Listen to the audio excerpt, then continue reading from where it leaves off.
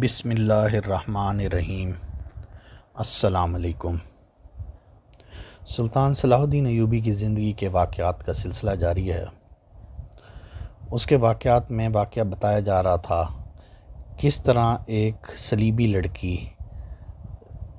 فرار ہوئی حبشیوں کی قید سے، اور اس کو سلطان صلاح الدین ایوبی کے ایک سرحد کے علاقے کے سالار احمد کمال نے پکڑ لیا۔ احمد کمال اس کو لے کر سلطان صلاح الدین ایوبی کے حوالے کرنے جا رہا تھا۔ تو رات کو قافلہ ایک جگہ رکا۔ رات کو لڑکی کو احمد کمال نے اپنے خیمے میں سلایا۔ اس نے دیا جلتا رکھا۔ وہ گہری نیند سویا ہوا تو اس کی آنکھ کھل گئی۔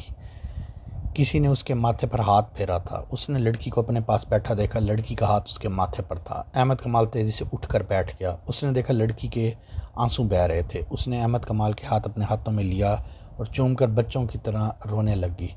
احمد کمال اسے دیکھتا رہا۔ لڑکی نے آنسو پونچھ کر کہا، میں تمہاری دشمن ہوں۔ تمہارے ملک میں جاسوسی کے لیے اور تمہارے بڑے بڑے حاکموں کو آپس میں ٹکرانے کے لیے اور سلطان صلاح الدین ایوبی کے قتل کا انتظام کرنے کے لیے فلسطین سے آئی ہوں، لیکن اب میرے دل سے دشمنی نکل گئی ہے۔ کیوں؟ احمد کمال نے کہا، تم بزدل لڑکی ہو، اپنی قوم سے غداری کر رہی ہو۔ تمہیں تو سولی پر کھڑی ہو کر بھی کہنا چاہیے میں صلیب پہ قربان ہو رہی ہوں۔ اس کی وجہ بھی سن لو۔ تم پہلے مرد ہو جس نے میرے حسن اور میری جوانی کو قابل نفرت چیز سمجھ کر ٹکرایا، ورنہ کیا آپ نے کیا بیگانے سب مجھے کھلونا سمجھتے رہے۔ میں نے بھی اسی کو زندگی سمجھا، مردوں کے ساتھ کھیلو گے، دھوکے دو، عیش کرو۔ میری تربیت اس مقصد کے تحت ہوئی تھی۔ جسے تم لوگ بے حیائی کہتے ہو وہ میرے لیے ایک فن ہے، ایک ہتھیار ہے۔ مجھے نہیں معلوم کہ مذہب کیا ہے اور خدا کے احکامات کیا ہیں، صرف صلیب ہے جس کے متعلق مجھے بچپن میں ذہن نشین کرایا گیا تھا۔ یہ خدا کی دی ہوئی نشانی ہے، عیسائیت کی عظمت کا نشان ہے۔ مسلمان صلیب کے دشمن ہیں، اگر انہیں زندہ رہنا ہے تو صلیب کے قدموں میں زندہ رہیں۔ میں انہی باتوں کو اپنا بنیادی اصول سمجھتی رہی۔ کیا تم ایک اپنے سالار رجب کو جانتے ہو؟ لڑکی نے پوچھا۔ وہ خلیفہ کے محافظ دستوں کا سالار تھا، وہ بھی سوڈانیوں کے حملے میں سازش میں شامل تھا۔ اب کہاں ہے؟ معلوم نہیں، احمد کمال نے کہا۔ مجھے صرف یہ حکم ملا ہے، رجب فوج سے بھاگ گیا ہے، جہاں کہیں نظر آئے اسے پکڑ لو اور بھاگے تو تیر مار دو اور اسے ختم کر دو۔ میں بتاؤں وہ کہاں ہے؟ لڑکی نے کہا۔ وہ سوڈان میں حبشیوں کے پاس ہے، وہاں ایک خوشنما جگہ ہے، وہاں حبشی لڑکیوں کو دیوتا کے آگے قربان کرتے ہیں۔ رجب وہیں ہے، میں جانتی ہوں، وہ فوج سے بھاگا ہوا ہے۔ ہم 3 لڑکیاں اس کے ساتھ فلسطین سے آئی تھیں۔ باقی 2 لڑکیاں کہاں ہیں؟ لڑکی نے آہ بھری اور کہا، وہ مر گئی ہیں، انہی کی موت نے مجھے بدل دیا ہے۔ لڑکی نے احمد کمال کو لمبی کہانی سنائی، کس طرح وہ فلسطین سے رجب کے ساتھ آئی تھی، کس طرح حبشیوں نے 2 لڑکیوں کو دیوتا کے نام پہ ذبح کرنے کی کوشش کی، رجب انہیں نہ بچا سکا، کس طرح وہ وہاں سے بھاگیں، راستے میں 2 لڑکیاں کس طرح آندھی میں ماری گئیں۔ میں اپنے آپ کو شہزادی سمجھتی تھی، میں نے بادشاہوں کے دلوں پہ حکمرانی کی ہے۔ میں نے کبھی سوچا بھی نہ تھا کہ خدا بھی ہے اور موت بھی ہے۔ مجھے گناہوں میں ڈبویا گیا، ڈوبتی گئی، عجیب لذت تھی اس ڈوبنے میں، مگر مجھے مگرمچھ جب دکھائے گئے کہ ذبح کر کے مجھے اس کے سامنے پھینکا جائے گا اور حبشیوں کے جسم نظر آئے تو مجھے موت کا ڈر لگنے لگ گیا۔ مجھے اندر سے آواز آئی، اتنے حسین جسم کا یہ عبرتناک انجام۔ ہمیں یہ کہہ کہ رجب کے ساتھ فلسطین سے بھیجا گیا تھا، یہ شخص ہماری حفاظت کرے گا، لیکن اس نے ہم پر ہماری عزت کے اوپر ہاتھ اٹھایا۔ ہم وہاں سے بھاگیں، آندھی میں گھوڑے بے قابو ہو کر اٹھے، ہمارے لیے صحرا میں کوئی پناہ نہیں تھی۔ میرے ساتھ کی 2 لڑکیاں موت کے منہ میں چلی گئیں۔ مجھے تب خدا یاد آیا، مجھے گناہ یاد آئے۔ ایسی ہولناک آندھی آئی تھی، تم نے بھی دیکھی ہوگی۔ مجھے خدا یاد آ گیا۔ میں نے بلند آواز سے کہا، اپنے گناہوں کی معافی مانگی کہ جو اچھا مذہب ہے وہ مجھے نظر ہے۔ جب میں ہوش میں آئی تو تمہارے قبضے میں تھی، تمہاری گوری رنگت دیکھی تو میں خوش ہوئی کہ تم یورپی اور میں فلسطین میں ہوں۔ اسی دھوکے میں نے اپنی زبان میں بات کی، کیا میں فلسطین میں ہوں۔ جب مجھے پتہ لگا مسلمانوں کے قبضے میں، میرا دل بیٹھ گیا۔ میں آندھی سے بچ کر اپنے دشمنوں کے قبضے میں آ گئی تھی۔ مسلمانوں کے متعلق مجھے بتایا گیا تھا عورتوں کے ساتھ درندوں جیسا سلوک کرتے ہیں، لیکن تم نے میرے ساتھ وہ سلوک کیا جس کی مجھے توقع نہیں تھی۔ تم نے سونا ٹھکرا دیا، تم نے مجھے بھی ٹھکرا دیا۔ میں اس قدر خوفزدہ تھی، میں کہتی تھی خواہ کوئی مل جائے مجھے پناہ دے دے، مجھے سینے سے لگا لے۔ تمہارے متعلق مجھے ابھی تک یقین نہیں آیا تھا، تمہارا کردار پاک ہے۔ مجھے توقع تھی تم رات کو مجھے پریشان کرو گے۔ میں خواب میں مگرمچھ، حبشی اور آندھی کو دیکھتی رہی۔ میں ڈر کر اٹھی تو تم نے مجھے بچوں کی طرح کہانیاں سنائیں، میرا خوف دور کر دیا۔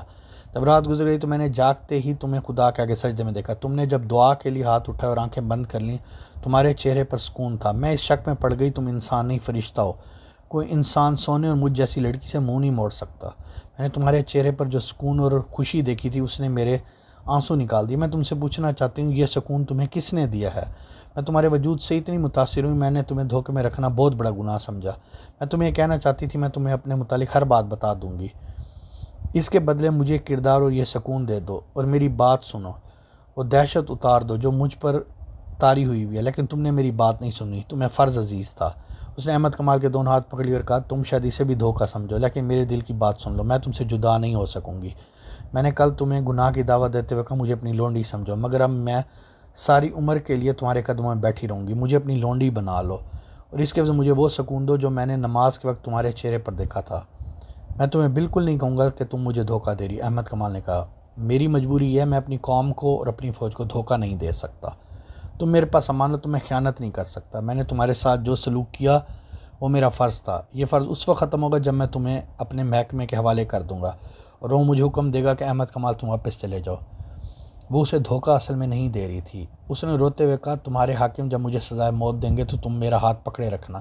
اب یہی خواہش ہے، میں تمہیں ایسی بات نہیں کہوں گی مجھے فلسطین پہنچا دو، میں تمہارے فرض کے راستے میں رکاوٹ نہیں بنوں گی۔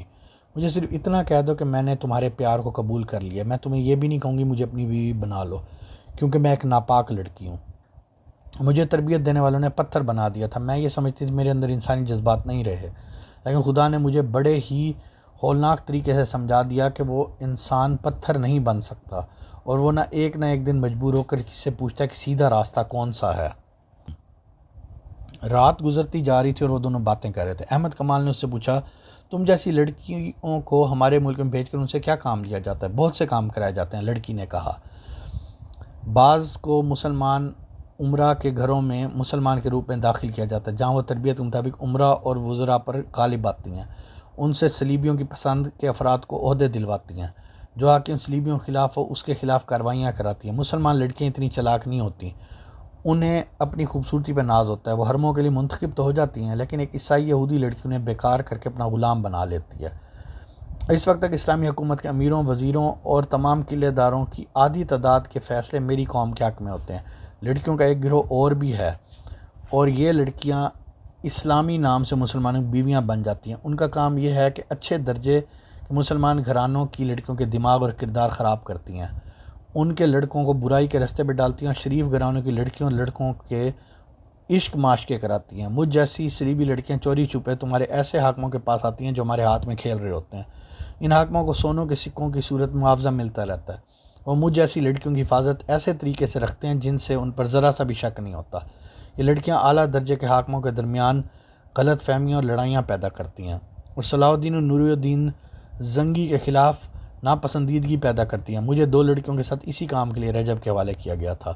اسے صلیبیوں کی کارروائیاں اور مسلمانوں کی ایمان فروشی کی داستان سناتی رہی۔ احمد کمال سنتا رہا۔ دوسرے دن سورج غروب ہونے سے بہت دیر پہلے یہ قافلہ قاہرہ پہنچ گیا۔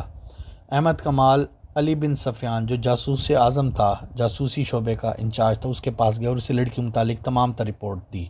لڑکی اس کے حوالے کر دی۔ اس نے یہ بتایا رجب حبشیوں کے پاس ہے اور اس نے اس جگہ کو اڈا بنا رکھا ہے جہاں حبشی لڑکی کی قربانی دیا کرتے ہیں۔ احمد کمال نے یہ بھی کہا اگر اسے حکم دیا جائے تو وہ رجب کو زندہ یا مردہ وہاں سے لا سکتا ہے۔ علی بن سفیان نے ایسا حکم نہ دیا کیونکہ اس مقصد کے لیے اس کے پاس تربیت یافتہ فوجی تھے۔ احمد کمال نے وہ طریقہ بتایا جس سے رجب تک پہنچا جا سکتا۔ اس نے یہ طریقہ لڑکی کی سنائی ہوئی باتوں کے مطابق سوچا تھا۔ علی بن سفیان پہلی ایک پارٹی سوڈان بھیج چکا تھا۔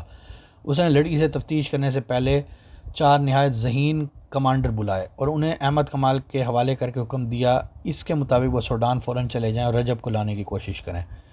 اس نے احمد کمال کو واپسی سے پہلے آرام کے لیے بھیج دیا اور لڑکی کو اپنے پاس بلا لیا۔ لڑکی سے اس نے پہلا سوال کیا تو لڑکی نے جواب دیا احمد کمال میرے سامنے بیٹھا رہے گا تو جو پوچھو گے بتا دوں گی، ورنہ زبان نہیں کھولوں گی، خواہ جلاد کے حوالے کر دو۔ علی بن سفیان نے احمد کمال کو بلا کر اس کے سامنے بٹھایا۔ لڑکی نے مسکرا کے بولنا شروع کر دی، اس نے کچھ بھی نہیں چھپایا اور آخر میں کہا مجھے سزا دینی ہے تو میری ایک خواہش پوری کر دو۔ وہ خواہش کیا تھی؟ اس خواہش کے بارے میں اگلے حصے میں بتایا جائے گا اور صلاح الدین ایوبی کا وہاں پہ کیا کردار آیا۔